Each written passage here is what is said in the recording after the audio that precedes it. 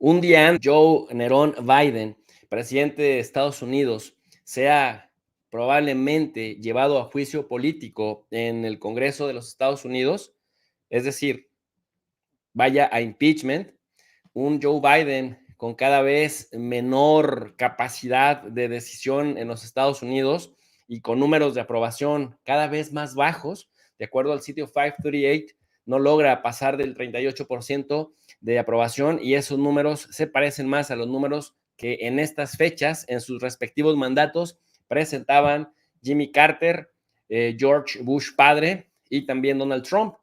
Lo que los une a todos ellos es que ya no pudieron reelegirse para un segundo mandato consecutivo y parece que Joe Biden, además de que al igual que Donald Trump ya no podría reelegirse para un segundo mandato, también terminaría pues bastante conflictuado en la política interna de Estados Unidos, desgastado por el juicio al que el Congreso con mayoría republicana le quiere votar para posteriormente llevarlo al Senado, en donde ya no va a proliferar el juicio político, pero lo va a desgastar y lo va a entretener de los asuntos de política exterior. Bueno, ante ese Joe Biden, Volodymyr Zelensky, el presidente de Ucrania, fue como literalmente a pedir más ayuda o a que por lo menos la ayuda que le han estado prometiendo, la ayuda que ya está etiquetada, no se la quiten. Es decir, asegurar que por lo menos esa ayuda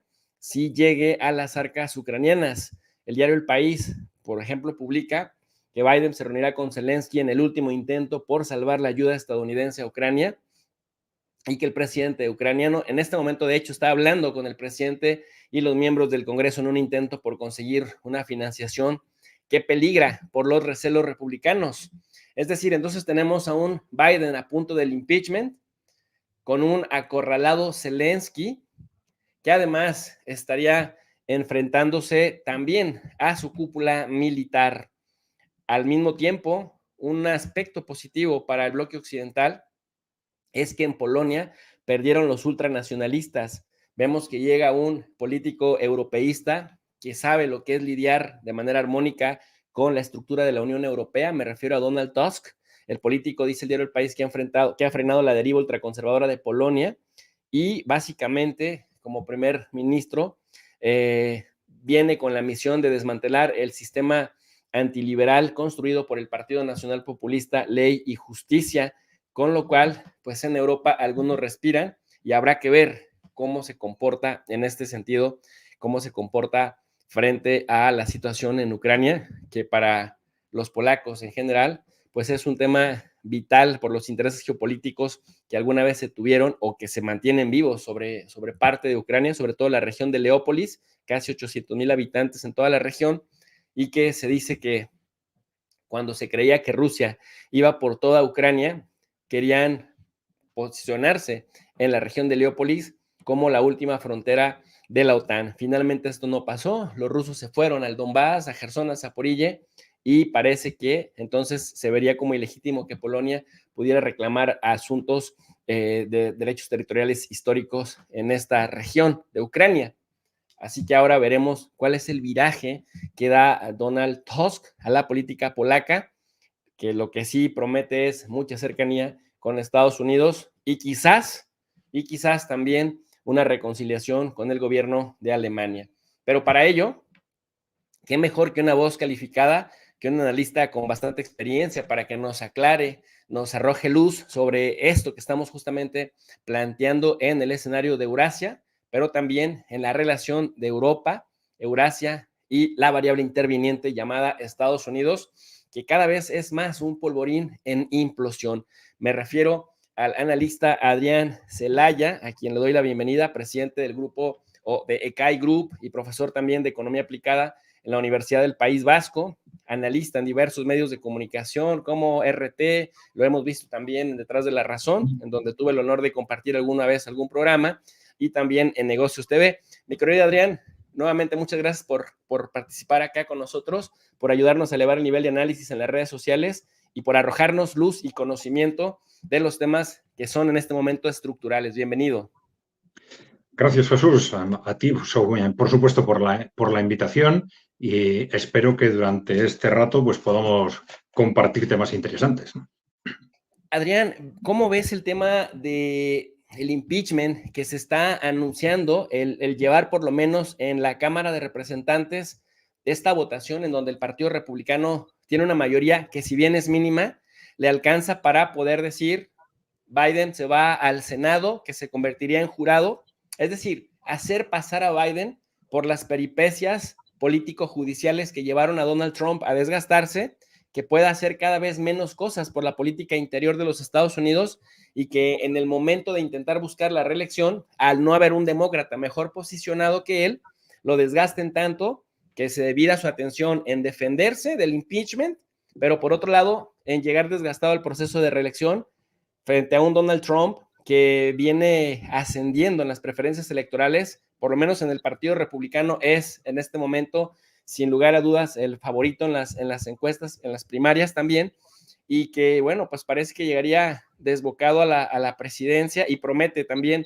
perseguir a Biden, como dice, lo ha perseguido Biden a Donald Trump. Y luego llega Zelensky y ante la renuencia, la reticencia de los republicanos de seguirle dando presupuesto, ¿cómo lees todo esto? ¿Se cayó ya el proyecto de Estados Unidos frente a Rusia? Bueno, vamos a ver, para comenzar por donde has empezado tú. Efectivamente, yo creo que aquí hay dos variables. Es muy posible que a los republicanos en el Congreso no les interese realmente, tú lo has apuntado de alguna forma, llevar el proceso de impeachment hasta el final, pero sí utilizarlo efectivamente para desgastar a Biden y para desgastar al Partido Demócrata en su conjunto, ¿no? ¿Por qué no les puede interesar llevarlo hasta el final? Pues porque, teniendo en cuenta las características personales de Biden, es difícil que el Partido Demócrata tenga una opción alternativa peor que la de Biden. Entonces, desde el punto de vista de las opciones personales, seguramente les interesa que sea Biden la opción, por que está muy desgastada desde el punto de vista personal, bueno, muy desgastada casi desde el comienzo, ¿no? Ya desde la campaña electoral frente a Donald Trump, ya la forma de actuar era extraña, se notaba un desgaste psicológico tremendo y así todo, sorprendentemente, fue empujado en la carrera electoral y fue aupado al poder. Ya sabes que hay muchas interpretaciones alrededor de esto, ¿no? Realmente hay, bueno, hay muchas personas que dan por supuesto o muchos analistas que dan por supuesto que no es él realmente quien toma las decisiones, sino que es un círculo cercano al Partido Demócrata con mucha influencia por parte de Obama el que realmente toma las decisiones que Biden ejecuta, ¿no? Bueno, en este contexto, efectivamente estamos con un Estados Unidos que frente al caso de Ucrania está ahora tremendamente dividido, pero de alguna forma ya lo estaba desde el principio, ¿no? Hay que tener en cuenta también algo que ha cambiado sustancialmente las políticas de partidos en Estados Unidos, que es la evolución del trumpismo, ¿no? Porque, claro, el trumpismo sorpresivamente tuvo un enorme éxito con la candidatura de Trump en las elecciones anteriores, pero Trump en aquel momento no controlaba el Partido Republicano. Y bueno, y esto llevó a que incluso dentro de su presidencia, bueno, estuviera tremendamente condicionado, como suelen estar de una forma u otra los presidentes de Estados Unidos ante una deep state y ante una administración complejísima con influencias externas de todo tipo, ¿no? Pero además de esto, Donald Trump es que no controlaba ni siquiera al Partido Republicano, ni siquiera a los que él inicialmente consideraba de sus más fieles, ¿no? Sin embargo, esto ha ido cambiando y todo parece indicar que el control, ese avance del control del trumpismo sobre el Partido Republicano es ya casi total, ¿no? Y esto es muy importante, pues, cara, por un lado, a asegurar que efectivamente Trump va a ser el candidato del Partido Republicano, que esto hay que darlo por seguro, y probablemente también para asegurar su victoria teniendo en cuenta la situación, la falta de alternativas por parte del Partido Demócrata y con una incógnita alrededor de esa candidatura independiente de Robert Kennedy, que no sabemos hasta dónde puede llegar o qué impacto puede tener en si si la distribución de votos entre demócratas y republicanos fuese muy ajustada, ¿no? Bueno, visita de Zelensky a Estados Unidos. Bueno, como te decía antes, yo creo que, de hecho, Estados Unidos ya ha estado muy dividida frente al tema de Ucrania desde el primer momento. No es lo que ha sucedido en la Unión Europea, donde el consenso entre los partidos mayoritarios, digamos, en esas posiciones claramente, primero, de acoso a Rusia y después vamos a decir que casi rusófobas a partir del estallido del conflicto en febrero del 2022. Sin embargo, la situación era distinta en Estados Unidos como consecuencia precisamente de este posicionamiento claro del trumpismo, que de la mano de ese eslogan America First tenía digamos, una imagen que en general en los países europeos y latinoamericanos se percibía como una imagen agresiva, pero que también, siendo una imagen nacionalista, implicaba, ese America First, una renuncia a mantener ese papel hegemónico de Estados Unidos en el mundo, o por lo menos a continuar invirtiendo masivamente en ello, ¿no?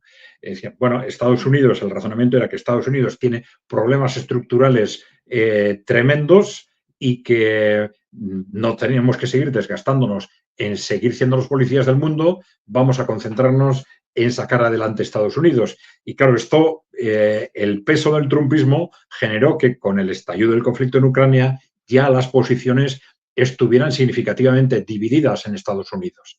Lo que ha sucedido es que a medida que la evolución del conflicto claramente a favor de Rusia y con un desgaste y un debilitamiento progresivo de Ucrania, sobre todo hasta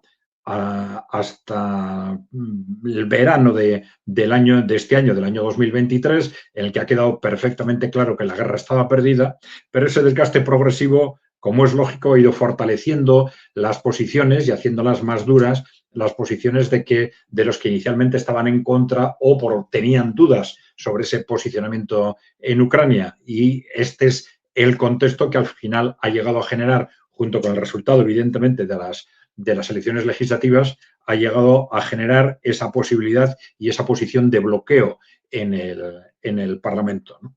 En el Congreso de Estados Unidos. Vamos a ver esto hasta dónde llega, pero tiene una importancia clara desde el punto de vista, evidentemente, de Ucrania, pero una importancia relativa, porque lo realmente importante para Ucrania ya ha pasado, ¿no? Ya ha sucedido. Es decir, la guerra está clarísimamente perdida. El que los países europeos o Estados Unidos pues renueven o no de alguna forma las ayudas puede acelerar el proceso o retrasarlo, pero difícilmente va a cambiar el resultado final. Estamos en un contexto en el que incluso en Europa, claro, la situación de debilidad es tan grande que poco va a cambiar, pues por ejemplo, como tú has mencionado, con un Donald Tusk con unas implicaciones impresionantes en la Unión Europea. Claro, fue presidente del Consejo Europeo durante 5 años, ¿no? Entre el 2014 y el 2019. Es decir, es casi como si hubieran puesto de presidente del gobierno en Polonia a la Unión Europea, ¿no?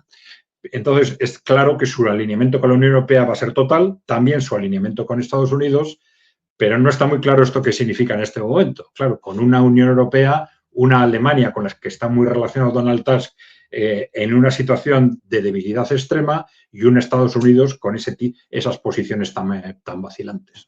Adrián, ahí me gustaría preguntarte, con tu experiencia observando y analizando los conflictos, tanto al interior de Eurasia, en este sentido, en los Balcanes, el norte de África, el Medio Oriente, cuando o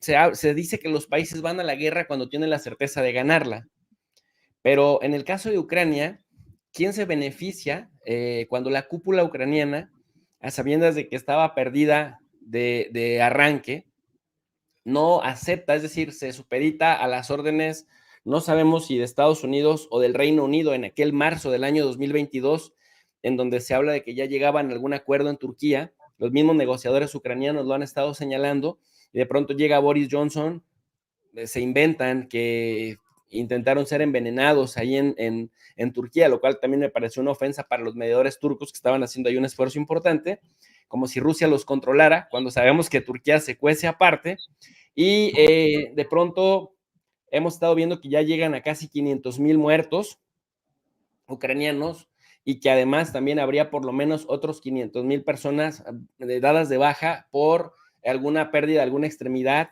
alguna herida que pues prácticamente ya no los hace funcionales en el campo de batalla. Quizás algunos de ellos sean recuperados para los sistemas de reclutamiento, en donde había problemas de corrupción muy fuertes que hacían que el ucraniano que podía pagar para no ir al frente de batalla, pagaba o sea, extorsionaba a los del sistema de reclutamiento y se iba para Europa.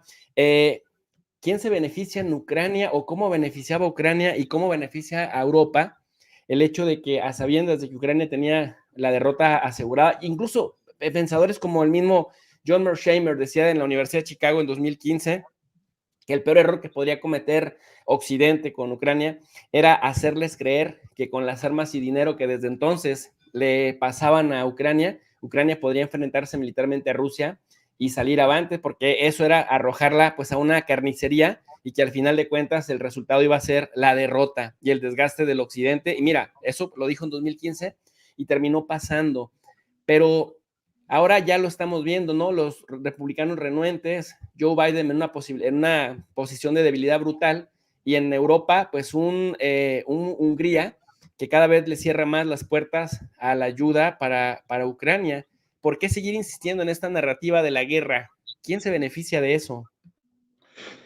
Bueno, para identificar intereses, centrándome en la pregunta que me has hecho, yo siempre suelo decir que es muy importante distinguir entre países y grupos de interés, porque al analizar la geopolítica quizás hacemos demasiada referencia a países y con demasiada frecuencia los gobiernos no toman decisiones en interés de su país, sino en interés de determinados grupos de interés que les llevan a tomar decisiones que desde el punto de vista de los intereses de su país son claramente erróneas, ¿no? O claramente dañinas, ¿no? Bueno, vamos a ver, en el comienzo del estallido, claro, tenemos que situarlo en un contexto previo, más o menos en el que tú hacías referencia ya desde 2015, ¿no? Un contexto previo en el que desde Occidente, ya desde fines de los años 90, hace 25 años, hay varios documentos de los think tanks estadounidenses en los que se hace referencia, uno de ellos habrás oído hablar seguramente, el proyecto sobre el nuevo siglo americano, en el que se identifica qué medidas, qué riesgos y qué medidas tenemos que tomar para asegurar que el siglo XXI sigue siendo un siglo controlado por Estados Unidos. Y con eso quiere decir un siglo controlado por nosotros, por los que hacen esos documentos, los grupos de interés que hacen esos documentos, ¿no? Y ahí identifican, hablan de otros temas de carácter sociopolítico, pero desde un punto de vista geopolítico claramente identifican a Rusia y a China como países muy grandes, con enormes recursos y no suficientemente controlados. Y además plantean estrategias claras para hacer frente a este reto. Estrategias que ahora nos pueden parecer un tanto sorprendentes, y que es posible que hayan sido un error histórico para ellos, pero que las plasmaron con claridad en estos documentos, que eran estrategias de acoso y destrucción de los países musulmanes autónomos como un primer paso para rodear y desestabilizar en Rusia y China, que ya sabéis que en todas sus regiones sur y este tienen poblaciones musulmanas muy importantes, ¿no? Bueno, viéramos más o menos lógica esa decisión, realmente es lo que se hizo. Es decir, se pusieron en marcha estas estrategias de destrucción de los países que se habían mencionado que se iban a destruir, ¿no? Afganistán, Irak, Libia, se atacó Siria. Y ese proceso quedó detenido justo en el momento de la intervención rusa en Siria, ¿no? Que es una de las razones por las que Rusia se convirtió en un enemigo a batir a toda costa, ¿no? Bueno, el caso es que dentro de ese contexto de objetivo estratégico clave, aislar y controlar y someter a Rusia y a China, Ucrania era una pieza fundamental Ucrania y, como tú has dicho, como te has mencionado, alrededor de ese artículo, Ucrania y, en concreto, a partir del año del golpe de Estado del 2014, golpe de Estado contra un gobierno corrupto, como habían sido todos los ucranianos, un gobierno corrupto pero democrático. Organizamos entre Estados Unidos y la Unión Europea un golpe de Estado precisamente con el objetivo de colocar un gobierno en colaboración con los grupos neonazis ucranianos, un gobierno claramente antirruso y que se convirtiera precisamente en un baluarte contra Rusia, para dar un salto estratégico en ese acoso a Rusia. Y en eso es en lo que han estado a partir del 2014, ¿no? Intentando fortalecer ese ejército, etcétera, ¿no? Bueno, ¿era lógica o no era lógica esta estrategia? Bueno, era lógica probablemente en el contexto del 2014. Quizás viéndolo ahora podemos interpretar que no se estaban teniendo en cuenta muchas otras cosas, pero ellos pensaban que Rusia no era tan fuerte como se ha demostrado que era. Entonces, bueno, decían, al final, pues bueno, Rusia son 150 millones de personas, Ucrania no es un país tan pequeño, en el año 91 eran 50 millones de personas también, ¿no? Luego la población se ha ido reduciendo, pero era un país suficientemente grande, suficientemente fanatizado, en buena parte de ella, para que, si les dotamos de armamento y les entrenamos, se constituyan en un ejército formidable frente a Rusia. Y lo cierto es que Ucrania, cuando estalla el conflicto en el 2022, es el primer ejército europeo. No es uno más. Sin ninguna duda es el primer ejército europeo, ¿no? Y bueno, en ese contexto ellos pensaban, por un lado, que Rusia se iba a desgastar y desangrar, por lo menos en ese conflicto, aunque pudiese a ganar, aunque Ucrania no ganase el conflicto, pero que Rusia se iba a desgastar suficientemente como para que eso, añadido a las otras medidas de boicot económico, etcétera, provocasen por lo menos una caída, un cambio de régimen en Rusia, sin necesidad de que se produjese una derrota militar rotunda por parte de Rusia, sabiendo que esto es muy difícil en un país con el potencial nuclear que tiene la Federación Rusa, ¿no? Yo creo que la apuesta iba en este sentido, ¿no? De alguna forma es también algo similar a otra apuesta dentro de ese conflicto que ha sido la famosa contraofensiva, ¿no? Una contraofensiva que ya desde el principio se sabía que iba a fracasar. Es decir, los cálculos eran que las posibilidades de éxito de esa contraofensiva podían ser un 15, un 20%, ¿no? Y que algo en este sentido era algo suicida. Pero desde Occidente los cálculos eran, bueno, si tenemos ese 15, ese 20% de posibilidades, pero no tenemos nada que perder. Si perdemos, va a perder Ucrania, ¿no? Nosotros le vamos a ayudar con material, pero nosotros no vamos a perder hombres, no vamos a perder soldados, vamos a hacer la guerra contra Rusia, como luego se ha dicho cínicamente en Estados Unidos, sin perder un solo hombre, ¿no? Y entonces, bueno, pues eso, si ahora, dentro de la situación actual, las opciones que te quedan es desangrarte intentando esa contraofensiva, pues adelante y a ver qué pasa, ¿no? Claro, luego ha sido una sorpresa mayúscula, no el que fracase la contraofensiva, sino el que fracase de una forma tan rotunda, ¿no? Y en el que apenas avancen unos pocos kilómetros con una sangría de hombres y de material inmensa. Y también ha sido una sorpresa el fracaso absoluto del equipamiento militar occidental, ¿no? Que una vez tras otra nos anunciaban que iban a dar un vuelco en la guerra con los nuevos equipamientos o de artillería o de maquinaria o de equipamiento antimisil o de tanques, equipos blindados, y uno tras otro iban fracasando, iban siendo destruidos en el campo de batalla por las fuerzas rusas sin demasiados problemas, ¿no? Bueno, todo esto ha creado un contexto de hundimiento claro de esa estrategia, yo diría que ya a principios del verano. Y ya a principios del verano se sabía que desde Occidente se estaba tanteando e intentando posicionar a Ucrania, al gobierno de Ucrania, en un contexto de una posible negociación en otoño.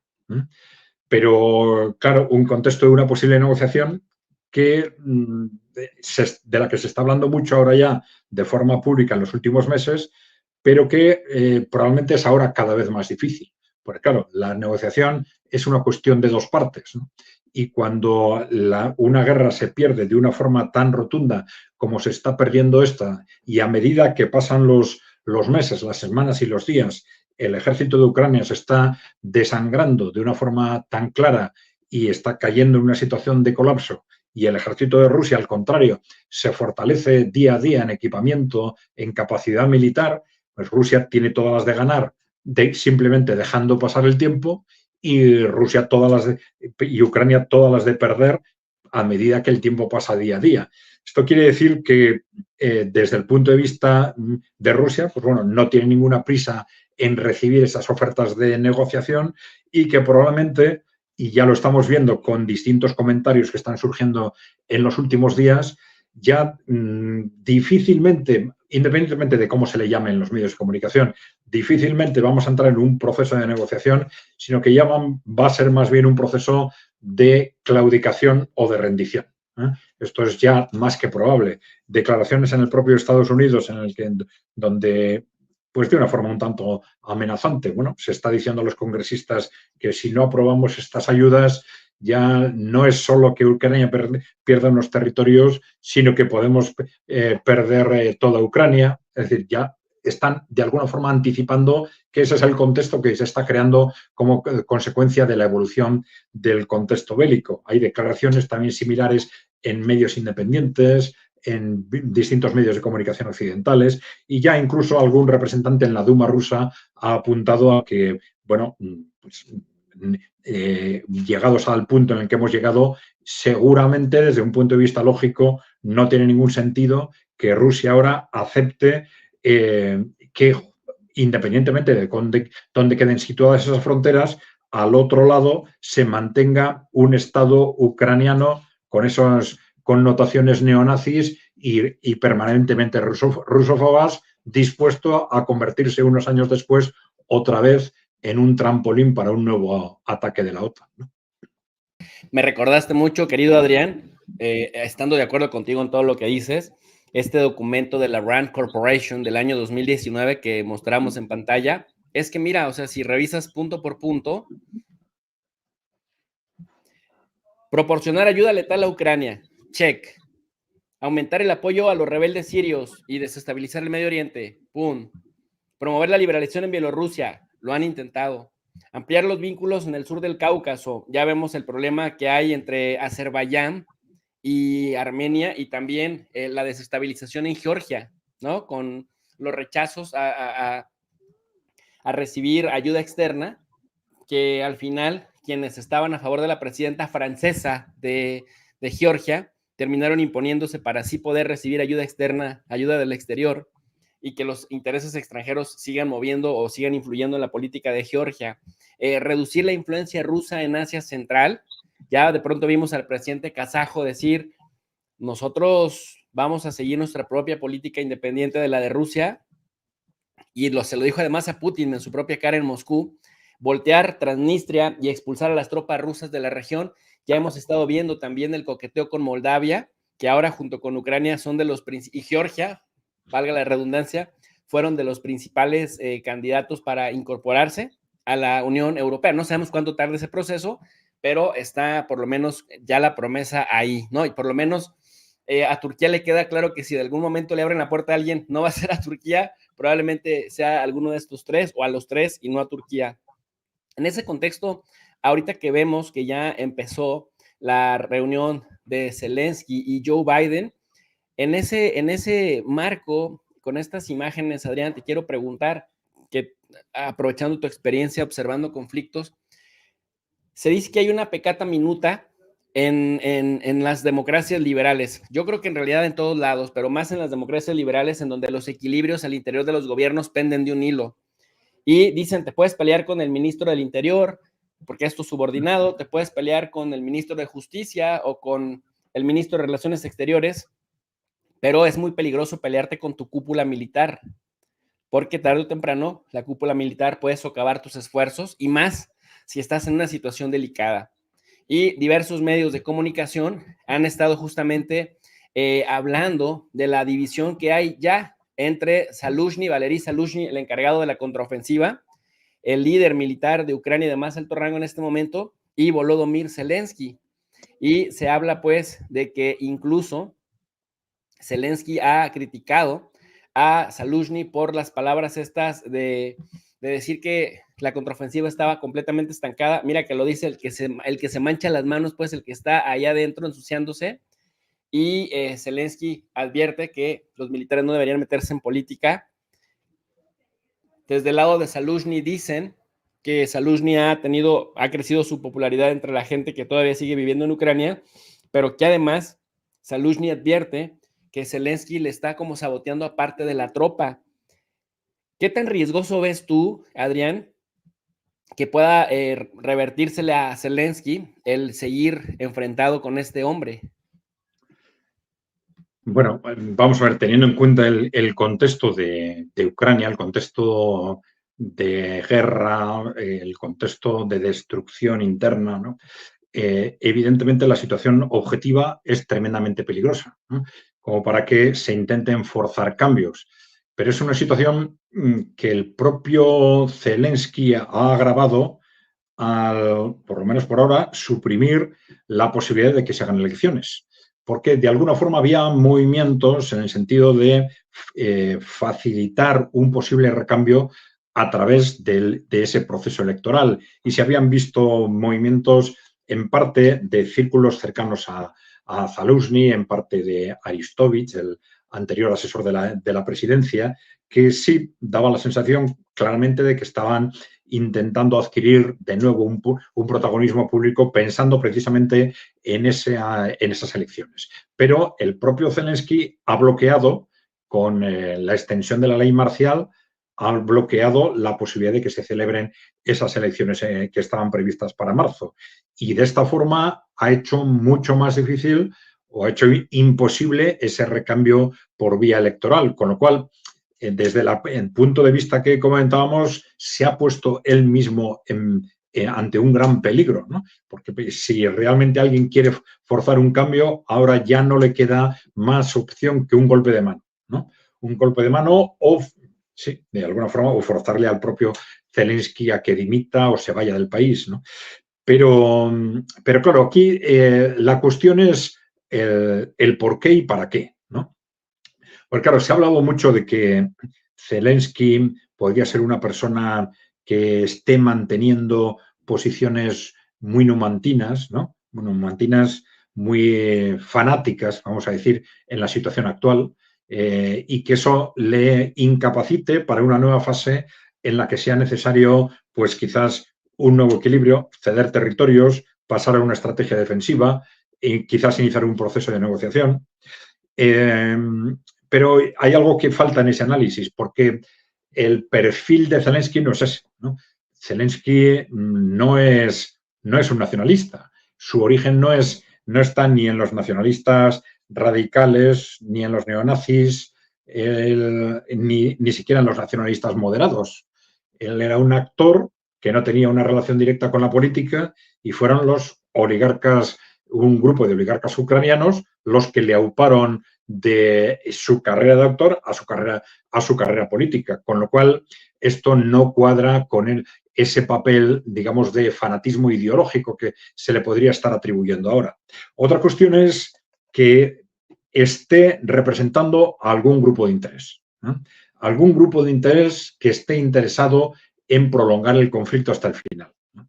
Y como consecuencia de esto también se ha hablado de que esto puede estar respondiendo a diferencias dentro del propio Occidente, entre un sector que está dispuesto a llegar a algún tipo de acuerdo, que estaría quizás también con el visto bueno del gobierno de Estados Unidos apostando por Zaluzhny o por alguna persona del entorno de Zaluzhny dispuesta a entrar en ese nuevo contexto, sería olvidar la estrategia de ataque, pasar a una estrategia defensiva, quizás con una retirada a X kilómetros aceptar que hay una serie de territorios que no se van a recuperar nunca y empezar quizás un proceso de negociación con Rusia sobre esas bases, ¿no?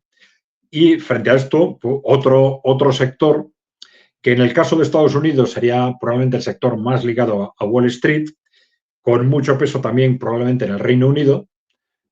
Recordémonos el papel de Johnson en las negociaciones de primavera del 2022 para evitar que se cuajaran esas negociaciones, y que el Reino Unido, dentro de la geopolítica occidental, siempre ha desarrollado el papel quizás más agresivo.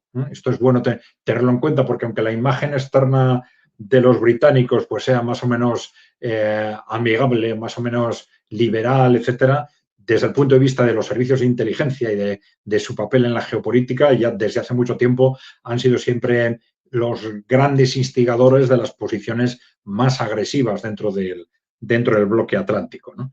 Bueno, sea la composición sea una u otra, tiene más lógica que lo que está pasando en Ucrania responda a esa dinámica de dos posiciones, una dispuesta a llegar a crear ese nuevo contexto y otra que podría estar apostando por continuar hasta el final por esa postura de esa estrategia de desgaste de Ucrania y de desgaste de Rusia.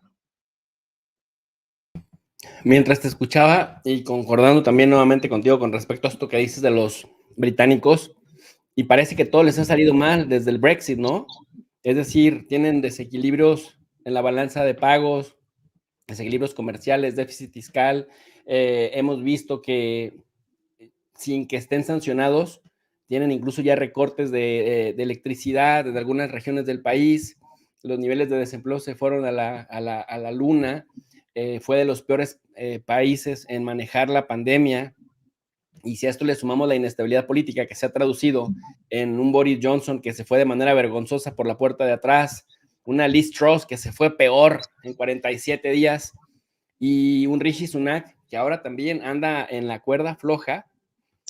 Es decir, para haber sido un país, la potencia que fue en algún momento, y para todavía tener un nivel de influencia hacia afuera, pues hacia adentro de pronto les fallan muchas cosas, ¿no? El mismo Rishi Sunak está pendiendo de un hilo con respecto a cómo los mismos conservadores de pronto le andan saboteando ahí con el tema del proyecto de ley de Ruanda sobre si regresar a los inmigrantes indocumentados que llegan con origen africano al Reino Unido. Y bueno, pues tantas otras políticas que ha sido incapaz de revertir, que ya traían sus tendencias negativas, y que Rishi Sunak, a pesar de su experiencia en el poder, porque es joven de edad, pero no es tan joven en la política y ha ocupado cargos muy importantes, pues no da resultados.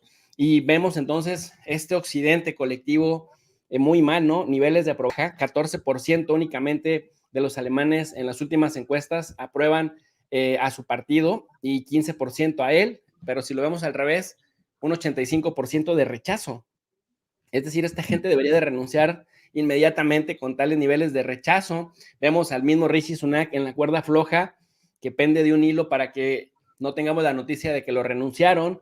Vemos, por ejemplo, pues en el mismo Estados Unidos, un Joe Biden que es probablemente que vaya al impeachment, y un Zelensky, pues que, como bien nos decías, quizás dependa, se esté colgando de algún grupo de interés al que todavía le siga siendo lucrativo el que lo mantenga ahí. Y quiero aprovechar justamente para retomar un concepto que dijiste muy bien aplicado, una posición numantina. Por aquí alguien nos pregunta, nunca había escuchado ese adjetivo, y de qué se trata, esta posición de resistencia, ¿no? Adrián, ¿nos puedes abonar al respecto? Sí, nada más utilizarla me he dado cuenta que es una expresión que se utiliza mucho en España, pero que en Latinoamérica suele ser desconocida, ¿no? López Obrador, como paréntesis, decía que Cuba era la nueva Numancia. Ah, sí. Entonces la gente más o menos lo trae fresco, pero sí es importante hacer el matiz. Sí, no se lo desearía a los cubanos, pero bueno, Numancia era una ciudad, si no me equivoco, celtíbera, que fue destruida por los romanos, ¿no? Y después de un asedio muy largo, pues resistió hasta el final y los que quedaron pues se suicidaron arrojándose al fuego, etcétera, ¿no?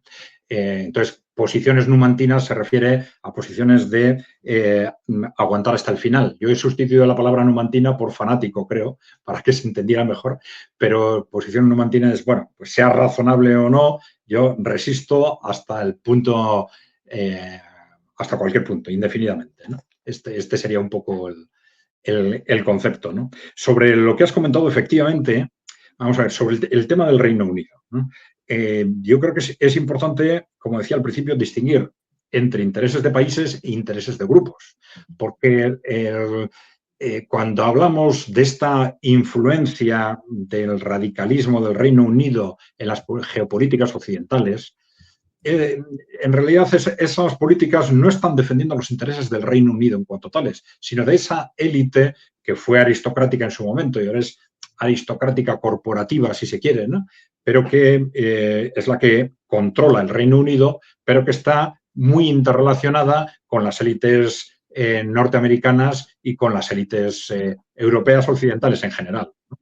Es decir, que para ellos el que el pueblo británico sufra más o menos, que el Reino Unido pues tenga una evolución más o menos positiva, les importa relativamente, ¿no? Por supuesto, tienen un control férreo de la clase política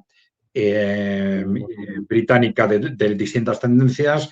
Quizás una excepción fue Jeremy Corbyn y por eso lo destruyeron rápidamente, ¿no? Pero lo mismo el Partido Laborista que el Partido Conservador, saben que si quieren tener opciones tienen que estar totalmente plegados a las directrices de esas élites, pues ya digo, que fueron aristocráticas y luego corporativas. Yo creo que esto es importante para entender ese peso británico en el conjunto de Occidente, eso que no es un peso, vamos a decir, nacionalista, ¿no? Es decir, sino es un peso corporativo, de élites corporativas, ¿no? Y efectivamente, como tú has dicho, claro, lo que está pasando en el conjunto de Europa es tremendo, ¿no? Y el caso de Alemania es especialmente llamativo, ¿no? Porque ya son 2 años o por lo menos año y medio de una continua adopción de decisiones por parte de la Unión Europea y con el visto bueno de Alemania y por parte del propio gobierno de Alemania autodestructivas, ¿no? Decisiones en las que se veía clarísimamente que en teoría se adoptaban para hacer daño a Rusia, pero que apenas le hacían daño a Rusia, beneficiaban a Estados Unidos y le hacían un daño tremendo a la propia Alemania, ¿no? Y claro, yo suelo decir que todos los gobernantes tienen derecho a equivocarse de vez en cuando, pero es que después de que se comprobaba que esto era así, esas medidas no se rectifican y se vuelven a tomar otras medidas con un efecto similar. Claro, con todo ese conjunto de medidas, Alemania ha destruido las bases de su economía. El propio gobierno alemán ha destruido las bases de la economía alemana. Esto es algo impresionante, ¿no? Con esa ruptura con la energía barata rusa, 1/3 de la economía alemana, 1/3 por lo menos de la industria, que son los sectores intensivos en energía, han quedado fuera de mercado, porque ahora tienen, en parte porque no reciben esa energía barata rusa, y en parte porque ahora cuando la compran la tienen que comprar indirectamente a través de otros países como gas natural licuado y mucho más barato, mucho más cara, algo absolutamente absurdo. Pero esto ha disparado los costes de esos sectores intensivos en energía y los ha dejado fuera de mercado, porque además a partir de ahora van a tener que competir con un Estados Unidos que es productor de energía y con una China que va a tener el acceso a esa energía barata rusa que los europeos hemos perdido, ¿no? Pero es que no es solo eso. Después de ese desastre que ya se está comprobando este año en cómo se están hundiendo todas esas industrias intensivas en energía, las ventas les están cayendo al 70, al 80, hasta el 60%, ¿no? Unos meses después de aquello, resulta que se empiezan a recibir instrucciones de Estados Unidos en el sentido de que hay que empezar a despegarse de China y hay que empezar a tomar medidas contra China. ¿Y por qué? Bueno, pues hemos intentado, después de que estalle el conflicto en Ucrania, que China se despegue de esas estrategias de Rusia y, bueno, pasados unos meses vemos que no lo hemos conseguido y hay que ir a por ellos. Pero claro, sobre todo tenéis que ir vosotros, los europeos. Y bueno, esto no puede ser, porque China es la otra pata de la economía alemana. Y bueno, pues ni más ni menos. Y empezamos a tomar medidas país por país en la propia Unión Europea, un día con un pretexto, otro día con otro, contra China, rompiendo relaciones, deteriorando relaciones, haciendo más difícil el comercio con China. Esto es algo realmente impresionante. En otros países está sucediendo algo similar, pero no tan grave, pero claro, el impacto que esto está teniendo en la sociedad y en la economía alemana es tan gordo que tú lo has dicho lo que está sucediendo en las encuestas en la propia Alemania es impresionante, ¿no? Claro, todavía tienen 2 años hasta las siguientes elecciones generales, pero se va a ir viendo en las regionales de este año con mucha claridad, ¿no? Esto está estallando en 2 direcciones además, porque está el partido nacionalista de derecha de Alternativa por Alemania, al que las encuestas le están dando un 20, un 25, hasta un 30% en algún caso, y luego este nuevo partido escindido de la izquierda de Die Linke, de Sarah Wagenknecht, que ya han anunciado que creo que en enero se constituyen como partido, y las encuestas en las que se les está teniendo en cuenta les dan también un 10, un 15, hasta un 20% del voto. Claro, con esas variables esto puede ser explosivo para todo el espectro político alemán, pero fundamentalmente, claro, para los grupos que están en el gobierno. No solo el Partido Socialdemócrata del Scholz, sino los verdes alemanes que están demostrando que lo verde, en principio, es para ellos secundario o terciario y que lo importante es ayudar a las estrategias de la OTAN como sean, ¿no? Sí, no, decepcionantes. Y bueno, de los liberales ya mejor ni hablamos, ¿no? Que si hoy fueran las elecciones, esos prácticamente desaparecerían del Parlamento. Y no olvidar también, a propósito de que dices que van perdiendo también elecciones locales, el que perdieron Berlín después de 20 años de haber tenido hegemonía electoral en la capital. Una ciudad progresista, una ciudad, pues, antiderecha, perdió en el contexto de Scholz y parece que la sombra de Scholz va recorriendo pues todo lo que se alía con él al interior de Alemania y mientras tanto al hombre que juraron destruir, al que dijeron que iban a aislar, pues anuncia que se va a postular para 2024 y recordemos que en 2020 en Rusia también se reformó una ley que le permitiría a Putin, de así proponérselo, poder estar hasta el 2036 en el poder, con los niveles de popularidad que tiene, porque electoralmente ha oscilado entre el 65 y el 71% sus victorias electorales del 2000 a la fecha, pues parece que por ahí va a andar nuevamente entre el 65 y el 71%. Hay quien especula, dice 80%. La verdad es que no, yo, por ejemplo, por lo menos no he tenido acceso a encuestadoras serias que digan que Putin en este momento tendría un 80% de aprobación.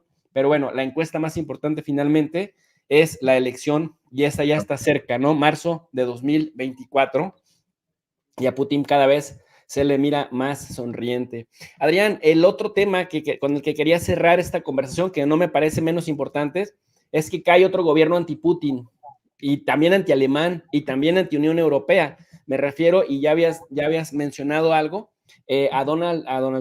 a Mateusz Morawiecki, al cual el Parlamento le quita, pues de alguna manera le cambia el rumbo, ¿no? Este primer ministro ultraconservador de Polonia, que era noticia, Mateusz Morawiecki, antes de que empezara el tema de Ucrania, que junto con Hungría estaban en la cuerda floja, en un conflicto muy importante con la Unión Europea, porque pues no sujetaban su marco legal interno al marco de la Unión Europea, pues ya finalmente cayó Mateusz Morawiecki este lunes apenas, 11 de diciembre, tras no obtener la confianza del nuevo Parlamento que surge de las elecciones del 15 de octubre, en la que varios partidos de la oposición aliados en torno al candidato liberal, el europeísta Donald Tusk, al que definen como centrista, sumaron la mayoría en detrimento del Partido Ley y Justicia, el famoso PiS, que había estado, uno, en conflictos suaves, pero también de pronto duros con Ucrania, manifestando ciertos derechos históricos o reivindicando derechos históricos sobre Leópolis, pero también con el tema de los granos. Recordemos que fue Polonia el que más rudo se puso con el grano ucraniano y el ingreso a la Unión Europea, y después le siguen otros países, entre ellos Rumania, Eslovaquia. Luego también lo vimos intentando reclamarle a Alemania pago por concepto de compensación por daños de guerra de la Segunda Guerra Mundial, que parecía que a finales de los años 80 eso había quedado perdonado, había quedado saldado, y de pronto llega el Partido de Ley y Justicia con Mateusz Morawiecki y dice, no, Alemania nos debe 1.5 billones de euros. En castellano el billón es 1 millón de millones, es decir, una cantidad monstruosa. Alemania dice, pues eso nos llevará a la ruina, no te lo voy a pagar.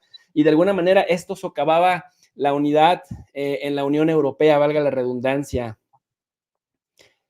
Este señor Donald Tusk, me imagino que también es anti-Putin, también es anti-ruso, pero más, tú sí ves un cambio significativo, porque al final de cuentas, a regañadientes, pero Mateusz Morawiecki del PiS, de alguna manera, pues terminaba colaborando, ¿no?, con la Unión Europea a regañadientes. Es decir, tenía sus diferencias con Volodymyr Zelensky, pero fue de los primeros en ir a solidarizarse a Kiev. Por ahí, por Polonia, transitaron muchas armas. Solo fue hasta raíz de que Zelensky fue a decir a la Asamblea General de Naciones Unidas en 2023 de que había gobiernos en Europa que hacían como que apoyaban a Ucrania, pero que luego no lo hacían y que Rusia lo aprovechaba muy bien, que Polonia pues respingó, y luego los ucranianos dijeron que no fueran a los polacos tan sentimentalistas, ¿te acuerdas? Y que, bueno, pues esto causó una especie de crisis diplomática. ¿Veremos más escenarios de estos o cuál es tu lectura de este señor? Sí, bueno, vamos a ver. Para Polonia seguramente sí es muy importante. Claro, el gobierno conservador que teníamos hasta ahora era un gobierno bastante imprevisible, ¿no? Un gobierno muy nacionalista, de un nacionalismo tremendamente emocional, y como consecuencia de ello, pues un poco de fácil enfrentamiento con todos sus vecinos. De fácil enfrentamiento, como tú has comentado, con la Unión Europea, con Alemania y con Rusia también. Y desde el punto de vista del conflicto con Ucrania, dentro de su mentalidad rusófoba, efectivamente, pues bueno, tomaron una posición muy clara desde el principio, pero esa posición se iba distorsionando de alguna forma como consecuencia de sus encontronazos directos con Ucrania alrededor de las políticas agrarias. Lo hemos visto claramente, del transporte de la importación de productos agrarios de Ucrania y el daño que esto generaba a los agricultores polacos, fundamentalmente, y también alrededor de esas continuas especulaciones sobre posibles reivindicaciones territoriales, digamos, de ese sector más occidental y próximo de Ucrania, más occidental y próximo a Polonia, ¿no? Vamos a ver, el cambios sí va a haber, en el sentido de que Donald Tusk es una persona en este sentido perfectamente previsible. Ya he dicho antes que, claro, no es solo que sea una persona pro-alemana, pro-americana, pro-europea, pro-Unión Europea, sino que hasta fue presidente del Consejo Europeo durante 5 años, ¿no? Entre el 2014 y el 2019, que es casi como si los polacos hubieran puesto de primer ministro a la propia Unión Europea, ¿no? En ese sentido, su ubicación ideológica parece bastante clara y es previsible. Su rusofobia también es muy clara, ¿no? Se ha destacado, eso sí, en los últimos días y semanas, por criticar lo que estaba sucediendo en general en Europa y en Estados Unidos en la relación con Ucrania. Ese alejamiento, esa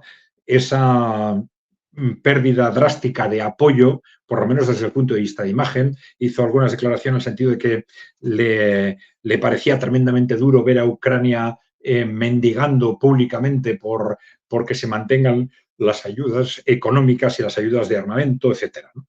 Claro, esto parece que nos está diciendo que en principio, bueno, él lo ha dicho también, ¿no?, que él va a hacer todo lo posible para que comprometer a la Unión Europea en el mantenimiento de las ayudas a Ucrania. Bueno, esto quiere decir, en principio, que sí va a haber un cambio desde el punto de vista del conflicto en Ucrania, de una mayor implicación con respecto a Europa, ¿no? Es decir, Donald Tusk, hay que dar por supuesto que conoce perfectamente las claves en las que se mueve la Unión Europea y que esto pues, le va a permitir gestionar de alguna forma esa influencia. Entonces, que va a haber un cambio respecto a ese papel de Polonia, está claro. Hasta probablemente ese conflicto territorial también tendrá una menor importancia durante los siguientes años, ¿no? Conflicto territorial entre Polonia y Ucrania, me refiero, ¿no? Ahora, ese posicionamiento de Donald Tusk tiene una importancia en este momento relativa. ¿En qué sentido? Pues que, claro, el que él sea tan pro Unión Europea, tan proamericano y que manifieste esa voluntad de trabajar para que la Unión Europea y Estados Unidos mantengan las ayudas, no significa tampoco demasiado, porque claro, la Unión Europea es lo que es. Él es tremendamente pro-alemán, dependía muchísimo de Angela Merkel, tanto durante su cargo en la Unión Europea como después, políticamente. Pero claro, ahora Alemania está como está. Su influencia en la Unión Europea es la que es. La coherencia de posiciones en la Unión Europea pues es muy difícil de encontrar. Y el derrumbe de las posiciones europeas y norteamericanas no es una cuestión de capricho, sino que tiene unas bases objetivas que están ahí, que es la tremenda derrota del ejército ucraniano en el campo de batalla. Y eso tiene poca vuelta. Es decir, incluso aunque los esfuerzos de Donald Tusk tuviesen algún efecto, el mayor efecto que pueden conseguir es alargar un poco más el conflicto. Y no está nada claro que eso en absoluto beneficie a Ucrania y, al contrario, beneficia a Rusia por lo que hemos comentado antes, ¿no? Que estamos ya en una situación de fortalecimiento continuado día a día. Rusia se fortalece en cuanto a equipamiento, en cuanto a número de personas capacitadas para fortalecer su ejército, se fortalece el equipamiento militar y Ucrania se derrumba. Se derrumba en cuanto a número de personas, en cuanto a equipamiento militar, ¿no? Ese derrumbe con algunas ayudas más de la Unión Europea y de Estados Unidos o prolongando las ayudas que han tenido hasta ahora, pues lo que se va a hacer es que conseguir exclusivamente es que ese derrumbe sea un poco más lento. Y eso yo creo que desde un punto de vista geopolítico clarísimamente beneficia a Rusia y empeora clarísimamente las posiciones de Ucrania a medio plazo. Y qué irónico es la democracia a la occidental, ¿no? Si así le podríamos llamar de alguna manera, porque Mateusz Morawiecki, que había jurado destruir a Putin, llevaba desde el año 2015 de primer ministro, había desafiado a la misma Unión Europea, es decir, de no haber estallado el conflicto en Ucrania. Tú recordarás que ahí por el año 2021, entre el 20 y el 21, se tuvieron encontronazos muy ríspidos con Hungría, pero principalmente con Polonia, porque desafiaban abiertamente el marco legal europeo y hablaban de esta Europa que quería, que en lugar de que hubiera una Europa de patrias, quería tener una patria, más bien una Europa sin patrias y centralizarlo todo. Estaba bastante confiado, ¿no? Peleándose también con Alemania, peleándose con Ucrania, con todos lados. Y de pronto, cuando parecía que todo iba caminando, que aseguraba su victoria, pues finalmente, no sé si grupos de interés, si cabilderos, europeístas, etcétera, finalmente le ayudaron a hacer campaña a Donald Tusk, pero pues ya este señor es historia. Y esto, bueno, pues nos lleva a volver a replantear la ironía de la política a la occidental. Sí. Bueno, esto desde el punto de vista de la Unión Europea supone de alguna forma tapar un agujero institucional que clarísimamente tenían con Polonia, con el nuevo gobierno.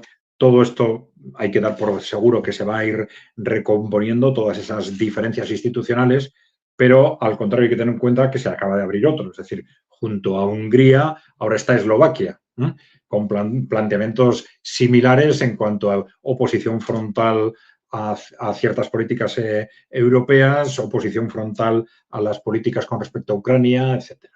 Entonces, perdón, ¿meterías junto a Eslovaquia y Hungría, meterías también a Países Bajos? con el nuevo primer ministro? Bueno, efectivamente, sí, sí, disculpa, efectivamente. Es un poco más imprevisible pero si de alguna forma se afianza en el gobierno y es coherente con las políticas que mantenía, efectivamente, los Países Bajos se puede convertir en el nuevo Polonia. El nuevo Polonia porque, por un lado, tiene un cuestionamiento directo de la configuración de la Unión Europea y, por otro lado, desde el punto de vista de valores y tal, pues cuestiona también, como hacía Polonia, pues una buena parte de las bases institucionales de la Unión Europea y del Consejo de Europa, ¿no? Entonces, sí, efectivamente, lo que antes eran ese frente abierto con Hungría y Polonia, o que lo ha sido durante años, digamos que la Unión Europea está tapando, va a empezar a tapar el agujero institucional de Polonia, pero se le han abierto el de Eslovaquia y el de los Países Bajos, evidentemente. Pues sí, sin duda alguna es alarmante. Entonces, no se termina de tapar un agujero cuando se le abre otro. Adrián, para despedirnos, para cerrar, sin que tengamos una bolita de cristal, pero al ver estas imágenes, ¿tú crees que en algún momento, con todo el dineral que ya perdió la Unión Europea, con todo el dineral que ya perdió la Unión Europea como bloque regional y la OTAN como alianza militar, que también han puesto en riesgo sus propias reservas de armas, y que el mismo Pistorius, el ministro de la Defensa de Alemania, dice es urgente que modernicemos a nuestras Fuerzas Armadas, que en este momento, 2023, no tendrían la fuerza ni siquiera para defender el territorio alemán? Al ver estas imágenes, ¿crees que en algún momento del 2024 veamos a la élite occidental sentando a Zelensky, diciéndole, ya lo que perdiste, perdiste, al menos no perdiste el 100% de Ucrania, que era lo que se especulaba al principio en algunos sectores de la prensa corporativa? Vamos a vender la idea de que ganaste, es decir, de que del 100% perdido pudiste recuperar el 82%, o que en caso de que Zelensky siga manteniendo esta posición numantina que bien señalabas al principio, lo hagan a un lado, pongan a otro líder ucraniano para negociar y digan, se acabó, vamos por China. ¿Qué piensas? Bueno, yo creo que a esa élite occidental le gustaría afirmar un poco o creer lo que te has comentado al principio, ¿no? Vamos a cerrar esto y vamos a por China. Pero claro, ¿qué es cerrar esto? Porque claro, una cosa es que ellos especulen sobre lo que pueden hacer con Zelensky o lo que pueden hacer con Zaluzny, que abrir un ámbito negociador, ceder determinados territorios, pero en todo eso falta una pieza fundamental, que ya te imaginas cuál es, que es Rusia, ¿no? Que es el que está ganando la guerra, ¿no? Y claro, como he dicho antes, pues y allá hay distintas análisis y distintas declaraciones que están apuntando en este sentido, pues muy probablemente Rusia ya está en un contexto en el que no le interesa ni probablemente tiene ninguna razón objetiva para aceptar la apertura de un proceso de negociación en cuanto tal. Es decir, es una situación en la que tal ya, bueno, lo único que tendría lógica que aceptara Rusia sería una rendición, ¿no? Una rendición de Ucrania que traería, pues como consecuencia, una nueva redefinición de lo que Ucrania va a ser en el futuro de acuerdo con los intereses estratégicos de Rusia. Pero esta rendición de Ucrania tiene una segunda fase o una segunda vertiente, que es rendición de Ucrania y qué pasa con el resto de Europa. Porque, claro, si esto ha estallado, ha sido por un problema de la configuración de seguridad en el conjunto de Europa, como consecuencia de ese proceso que se inicia en el año 90 de extensión continuada de las fronteras de la OTAN hacia el este, a pesar de lo que de una forma u otra se había pactado y claro, después de este conflicto estamos en una situación en la que por razones políticas e incluso por razones militares, muy probablemente Rusia va a poder imponer el nuevo contexto geopolítico de Europa. Un contexto geopolítico que ya veremos cómo se presenta, pero que es muy posible que lleve a decisiones como la vuelta de la OTAN a las fronteras de los 90 o incluso la disolución de la OTAN, que todos hemos pensado más de una vez que debía haberse producido con la desaparición de la Unión Soviética. Pero de alguna forma, como digo, una cosa es lo que pase con Ucrania, que en este momento el escenario más lógico sería el de la apertura de un proceso de rendición, ¿no? De negociación de las cláusulas de la rendición, pero rendición, ¿no? Y negociación, sí, pero negociación sobre el futuro de Europa, ya no tanto sobre Ucrania. Ucrania es una cuestión de rendición. Vamos a negociar qué va a pasar con la Unión Europea, qué va a pasar con la OTAN, qué va a pasar con el futuro geopolítico de Europa. Yo creo que el contexto que se ha creado como consecuencia de la evolución de esta guerra y del resultado, tú has comentado cuál es ya no solo el desastre social, económico, político que hay en Europa, sino la propia situación militar de los países de la OTAN, la ausencia de reservas, el Pistorius, el ministro de Defensa alemán que tú mencionabas, pues ha hecho declaraciones de que, bueno, igual tenemos que enviar 4.000 soldados a Lituania, creo que ha dicho, y al día siguiente le han salido los propios medios alemanes diciendo, pero ¿qué está usted diciendo? Si el ejército alemán no tiene material, no tiene recursos para resistir una guerra más de 48 horas, ¿no? Y quiere usted mandar equipamientos a otro país. Es decir, las posiciones que van a resultar estratégicas desde un punto de vista militar fundamentalmente, pero también económico, político, social, en el conjunto de Europa como consecuencia de esta guerra, solo tienen esa salida, rendición de Ucrania y negociación entre la Unión Europea o Estados Unidos y Rusia, y quizás Estados Unidos, Rusia, China, pero del nuevo futuro político de Europa. Iba a decir negociación con la Unión Europea, pero evidentemente y lamentablemente, porque yo soy europeo, pero me da la sensación de que los europeos en esa negociación vamos a tener muy poco que decir.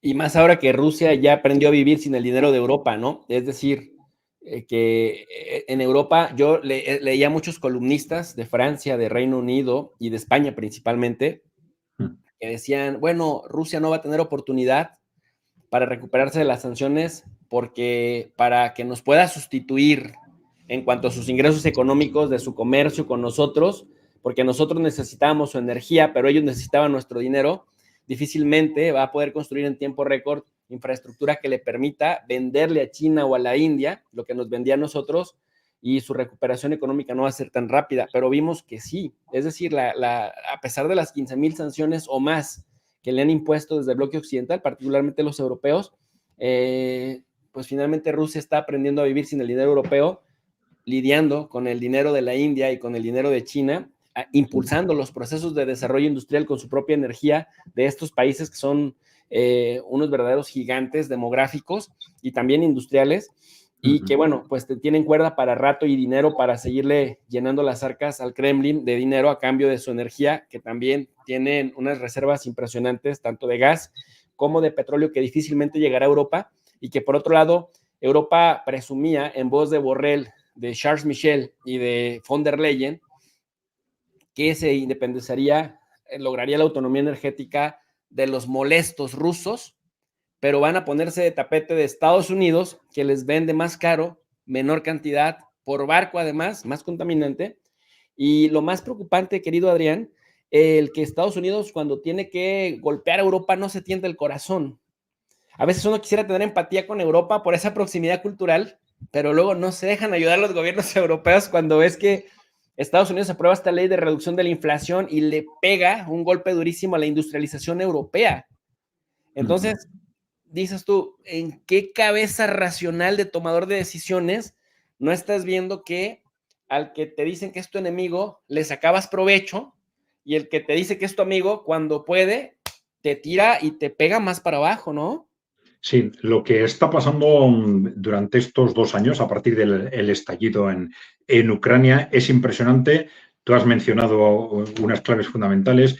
Otra muy importante, el cambio geopolítico mundial, porque no solo que Rusia haya conseguido salir adelante económicamente, sino que con el estallido en Ucrania se ha producido, y con las políticas de sanciones abiertas por Occidente, se ha producido una recomposición del conjunto del mundo. De tal forma que estábamos hablando constantemente de la posible evolución hacia un mundo multipolar, y de pronto, de un día para otro, nos hemos encontrado casi con un mundo bipolar, en el que el conjunto de los países emergentes y la mayoría, vamos a decir, de los países en desarrollo se han volcado hacia Rusia y China, ¿no? Y son justo el efecto contrario al que se pretendía con las sanciones, es el que se ha generado. Es decir, que en buena parte Estados Unidos y Europa Occidental se están quedando aislados, se están aislando a sí mismos con un nuevo telón de acero, ¿no? Esto es algo impresionante. Y claro, dentro de ese aislamiento, por ejemplo, en Alemania se está hablando mucho de que se está configurando ese mundo bipolar y que esa parte occidental económicamente tampoco sería viable. ¿Por qué? Porque son todos países muy industrializados y que es muy posible que en ese contexto solo pueda funcionar con un cierto nivel de desindustrialización y que es posible que todas estas medidas incomprensibles que se están adoptando en Europa pues nos estén encaminando premeditadamente hacia un contexto de desindustrialización. Medidas que, como tú has apuntado, lamentablemente solo se explican por una clase política que no trabaja para sus países, sino que trabaja para intereses de grandes corporaciones o de países extranjeros. Claro, porque cuando recortan estado de bienestar, cuando aumentan la edad para la pensión o la jubilación, cuando te dicen no hay dinero para la salud o la educación, pero sí hay dinero para modernizar a las Fuerzas Armadas, pero a quien le vas a comprar esa modernización de las Fuerzas Armadas, a las empresas que están fuera del continente, las top, ¿no? Las 7 top, las 10 top, que son principalmente estadounidenses, las primeras 7, un par de chinas y alguna italiana, pues te das cuenta efectivamente, Adrián, lo dijiste inmejorable, grupos políticos que no trabajan para sus naciones, sino para intereses extranjeros. Adrián, muchísimas gracias por habernos arrojado luz sobre estos temas que son sin duda alguna muy importantes y qué mejor que una voz europea que se dedica a estudiar Europa y el mundo, cómo el mundo impacta en Europa y cómo Europa impacta en el mundo, pues nos comparta su visión. Yo quisiera invitar a la gente a que te siga también en tu cuenta de Twitter como @Adrián Celaya, presidente del grupo del ECAI Group, profesor de Economía Aplicada en la Universidad del País Vasco. Y quisiera preguntarte si hay alguna otra red en donde la gente que tenga interés en seguirte, tu trabajo, te pueda contactar también o seguir. Sí, en Twitter o en Telegram o nuestros vídeos en YouTube los pueden seguir con el nombre ECAI Center. Más que ECAI Group, solemos utilizar ECAI Center, que es, digamos, la entidad que realiza los análisis, ¿no? y distribución y diseminación de información, ¿no? Con ECAI Center, pues tenemos un canal en YouTube, tenemos varios canales en Telegram y también una cuenta en Twitter.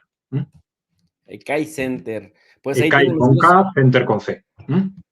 Ya lo encontré, déjame, se lo pongo en la pantalla a la audiencia para que las personas interesadas en seguir el trabajo que hacen ustedes en ECAI Center, pues también puedan seguirlos. Ahí está ECAI Center, en donde pueden seguir los análisis del profesor Adrián Celaya. Adrián, muchas gracias. Te mando un fuerte abrazo y espero que sea la primera de muchas otras colaboraciones. Muy bien, Jesús. Y es encantado de estar contigo y hasta cuando quieras. Gracias. Buenas noches por allá. Muy bien. Y gracias también a ustedes, mis queridos alumnos digitales, por habernos acompañado en esta sesión de ejercicio de comprensión del mundo, ¿no? Allende las fronteras. Si les ha gustado esta charla, esta reflexión, les invitamos a que nos apoyen con su manita arriba, con su poderoso me gusta, que nos ayuden a compartir la transmisión entre sus diferentes redes sociales para que lleguen a más personas, que más personas se beneficien de estas reflexiones. Ahí donde dice compartir, clic. Y también, bueno, después eligen la red social de su preferencia. De verdad, ayúdenos a darle difusión a este material que vale muchísimo la pena. También les invitamos a que se suscriban al canal de Tu Profe DRI y Tu Profe DRI 2.0, tanto en Facebook como en YouTube. Aquí les dejamos los links en la parte de abajo de este video. Si ya se suscribieron, activen la campanita de notificaciones en donde dice todas para que YouTube les avise cuando estemos sesionando. Las personas que nos han preguntado cómo pueden apoyar este espacio educativo y que ese apoyo nos llegue más íntegro, lo pueden hacer aquí también en el link de PayPal que dejamos aquí abajo. Al hacer clic, solito le da la ruta de cómo podernos apoyar. Gracias a nuestros moderadores y sobre todo gracias a ustedes que nos han retroalimentado con sus preguntas, sus comentarios. Como siempre les digo, son todos y todas bienvenidas y bienvenidos al canal de Tu Profe DRI. Muy buena tarde.